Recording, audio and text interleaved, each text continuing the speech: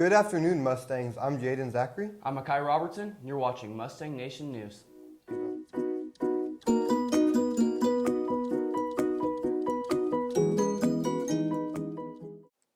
This week's faculty spotlight is Mr. Joseph Horn. Mr. Horn is an English teacher, FPS coordinator, and the coach for the Chess and Games Club. Mr. Horn worked his way earning his associate's degree in English from South Plains College, and later from Texas Tech with a bachelor's degree in English. However, teaching was not his first choice as a kid. Well, when I was little, I always wanted to be a train engineer. But since we don't have that many trains in the US, I decided I was going to be a preacher instead. Until I realized that that meant standing in front of people every Sunday in a suit, so I decided to be a teacher instead. Mr. Horn's inspiration was his mother. She was a bank vice president, and then when her kids were born, she decided to leave that all behind and teach them and homeschool them. And so just watching the way that she, without a whole lot of training, was able to teach all of us, it really inspired me to get into the profession. Mr. Horn's greatest benefit is interacting with the students on a daily basis. Some of the struggles are having that many students. Sometimes you can become emotionally invested in people and you end up spreading yourself very thin because all of the struggles that your kids, your students go through, they have an effect on you as well, and sometimes that can be a hard balance. Mr. Horn hopes to make a lasting impression on his students.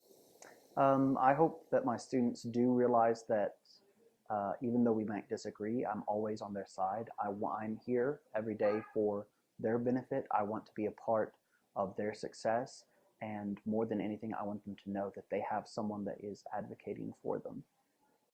In addition to teaching, Mr. Horn coaches the Chess and Games Club. He hopes that some students could come and enjoy themselves. Chess and Games Club is a group of students that started 2 years ago now to play games, to get together. We've gone to competitions. The thing that I love about it is it's an opportunity for students that may not be involved in athletics or in UIL and different things. It gives another opportunity for students to be involved, to spend time together outside of the classroom. School is hectic. I look at some of my students' schedules and they go from classes to work to taking care of family, and it gets very hectic very quickly. So I think from the students that are involved with Chess and Games Club, more than anything, it gives them just a chance to breathe, to relax, to enjoy each other, and not to worry about things for a little bit. The best advice I can give to students that are interested in the Chess and Games Club, maybe haven't tried it out, is just show up. We're a nice group of people. We don't always, play just one game or chess, and it's not as intimidating as it might sound. The best thing to do is just show up, come in, and we'll find something that makes you happy. Mr. Horn plans to go back to school to continue his education that he has planned out for himself. So I have been planning for a long time to go back and get my second degree. The plan was always graduate from college, teach for about 4 or 5 years, go back, get my master's, teach for about 4 or 5 years. So hopefully this is my opportunity to go to study Dublin, University in Dublin, to study applied linguistics. I'm going to really miss the crazy music and the impromptu dance sessions in the halls on Fridays. But more than anything, I think my best memories are just getting to know the kids. There's such a number of great kids and some weirdos too. Mr. Horn's main goal is ensuring that his students have the same support he did back then when he was a student. I would have to say that my motivation primarily is to make sure that my kids have that opportunity that we talked about previously, to have someone that will listen to them, that will back them up, that will have their best interests in mind. Growing up, I had a lot of really, really good support with me, family, friends, things like that, and I want to be able to offer that mentorship to other students. Mr. Horn feels that there are certain things that teachers and students must keep in mind when dealing with each other. We don't see everything that's going on, and we need to be mindful that our classroom, our school day is not the end of their lives. And same thing with students. Remember that we don't always see what's going on. We want to help you every way we can, but the best thing to do is just be able to communicate. Whether you're a teacher, whether you're a student, Just be willing to talk to the person, get to know them, and treat them as a person before you deal with them as a student.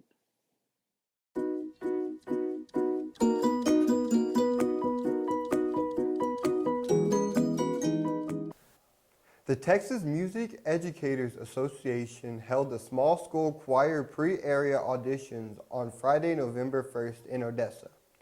9 Andrews High School choir students advanced to the next round of auditions.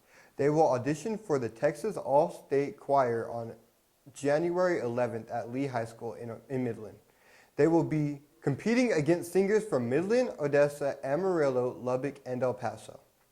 Congratulations to Jenna Young, soprano, 3rd chair, Mackenzie Cassie, soprano, 4th chair, Georgina Rocho, soprano, 5th chair, Hannah Patton, alto, 4th chair, Audrey Day, alto, 7th chair, Nicholas MacArthur, tenor, 3rd chair, Braden Medina, tenor, 8th chair, Aaron Vasquez, bass, 5th chair, Blade Haney, bass, 8th chair, Joshua Neves, bass, 1st alternate. The blood drive is tomorrow. If you have not already registered, you need to take care of this today. Forms are available in the office.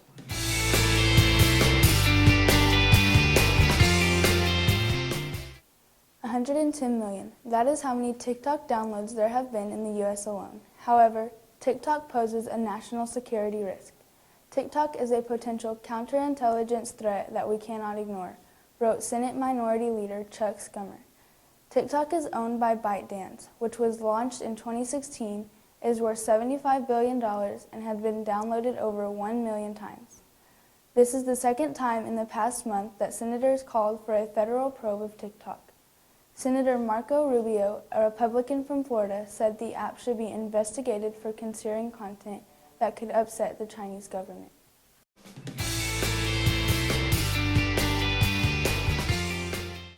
The annual canned food drive against Seminole is this week. Bring in canned or boxed food by Friday. Do we really want to lose to Seminole again? Help us reclaim the title while we help those in need. The senior pep rally is this Friday at 3:15. Theme is red, white, and blue in honor of our veterans. The senior slideshow will be shown after the pep rally for those who want to stay. The Veterans Day program will be held Friday morning. All students are asked to dress nicely in red, white, and blue in honor of our veterans. Many community members will be in attendance, so please be on your best behavior. Don't forget that theater will be presenting their show Back to the 80s in the Little Theater next week, November 14th through 17th. There will be a $10 admission fee. UIL academic competitors. If you do not have a UIL shirt for this year, see Ms. Yarbrough in T3 to purchase one for $10. This is your required uniform. You must wear the shirt to compete at Fall Fandango. Competitors need to take care of this by Friday, as you must wear the shirt on Saturday. This is the final week of the 6 weeks. Stay on top of your grades and get all late work turned in to ensure a passing grade. Remember that failing 6-week grades affect your ability to participate in extracurricular activities. Yearbooks are now $75. Order online or see Ms. Yarbrough in T3. Also, senior ad space will be closing soon. Ads can be ordered online or from Ms. Yarbrough in T3. Once the space is gone, we will not be adding any additional space. Order today at yearbookforever.com. Claim a spot for the December ACT registration deadline is Friday, November 8th. See the link in Schoology to register.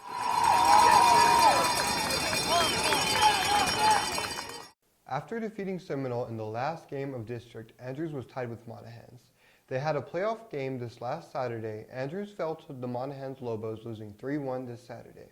Our ladies played hard and fought to the end. The girls will face Fabens at Sul Ross tonight. The Andrews freshmen and JV played their final home game last Thursday. Both teams snagged a win, making them 2-0 in district. The freshmen had a final score of 44-20. The JV played hard as well, coming out on top with a final score of 32-20 and 410 total yards. The player of the game was running back TJ Haynes with 2 receptions for a total of 113 receiving yards. Way to play, Mustangs. Andrews football played their second district game, making them 2-0 in the district. Andrews using their high-powered offense to win 59-18 with over 600 yards to fight. The offense was overall unstoppable with amazing play from every position. The defense was amazing, only allowing 18 points. Great play from the linebacking unit. Esau Flores with 6 tackles, 1 sack, and 2 tackles for a loss. It is a great day to be a Mustang. That wraps up today's announcements. I'm Jaden Zachary. I'm Makai Robertson. Have a terrific Tuesday. And stay gold, Mustangs.